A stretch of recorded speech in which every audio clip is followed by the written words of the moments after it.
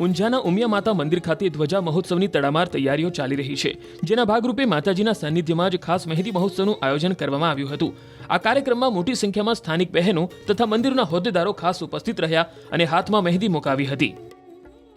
માં ઉમિયાના ઐતિહાસિક મંદિરમાં ઉમિયાના પ્રાગટ્યના 1868ના વર્ષની ઉજવણી અર્થે યોજવામાં આવેલ માં ઉમિયાના ધજા મહોત્સવ નિમિત્તે ખૂબ મોટી સંખ્યામાં બહેનોએ આજના મહેંદી રસમમાં ભાગ લઈ ઐતિહાસિક ઉત્સવની યાદગાર બનાવ્યો અને માં ઉમિયાના ભક્તિમય માહોલમાં માની આરાધના કરી સૌ બહેનોએ આશીર્વાદ મેળવ્યા અને આ મહેંદી રસમમાં લગભગ 1500 જેવી બહેનોએ ભાગ લીધો અને 2000 પોનોનો વપરાશ કર્યો છે।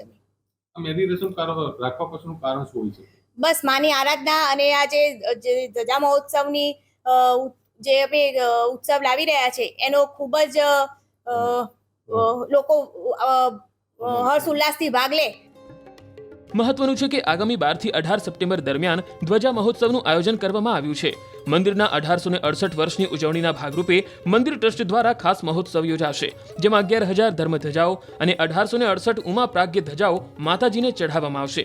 આ મહોત્સવમાં અંદાજિત 15 લાખથી વધુ ભક્તો ઉમટી પડે તેવું અનુમાન લગાડવામાં આવ્યું છે। આ કાર્યક્રમને રાજ્યના મુખ્યમંત્રી ભૂપેન્દ્ર પટેલ ખુલ્લો મૂકશે। આજરોજ ઉમિયા માતા સંસ્થાનની અંદર સંસ્થા દ્વારા આયોજિત ધજા મહોત્સવના ભાગરૂપે બહેનો દ્વારા મહેંદી રસમ મૂકવાનો કાર્યક્રમ રાખવામાં આવ્યો હતો। હજારો બહેનોએ મહેંદી મૂકી હતી। મોટી સંખ્યામાં બહેનોએ ભાગ લીધો હતો। મહોત્સવ જોઈએ તો 11 તારીખે સવારે માનનીય મુખ્યમંત્રી શ્રી ભૂપેન્દ્રભાઈ પટેલના હાથે ખુલ્લો મૂકવામાં આવશે। ત્યારબાદ ધજા મહોત્સવનો શુભારંભ થશે।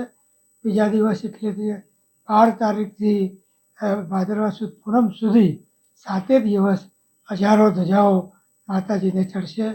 ધજાઓ તમામ પ્રકારની ધજાઓ બુકિંગ થઈ ગયું છે। લોકોમાં જબરજસ્ત ઉત્સાહ છે।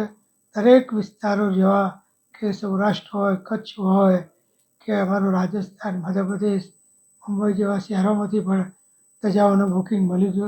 ખાસ વિશેષ જણાવવાનું કે વિદેશના 10 દેશોમાંથી પણ ધજાઓ નોંધાઈ છે।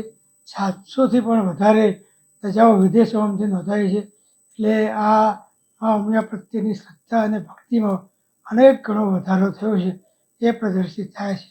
આ પ્રસંગ નિમિત્તે જુદા જુદા પ્રોગ્રામો કરવામાં આવ્યા હતા। અગાઉ ઝવેરા વાવવાનો કાર્યક્રમ હતો, એમાં પણ 1868 ઝવેરા પાત્રોની અંદર વાવવામાં આવ્યા હતા અને આજે આ મહેંદી રસમનો કાર્યક્રમ પણ ખૂબ જ ઉત્સાહપૂર્વક સફળ થયો છે। સૌ મોટી સંખ્યામાં બહેનોએ ભાગ લીધો છે।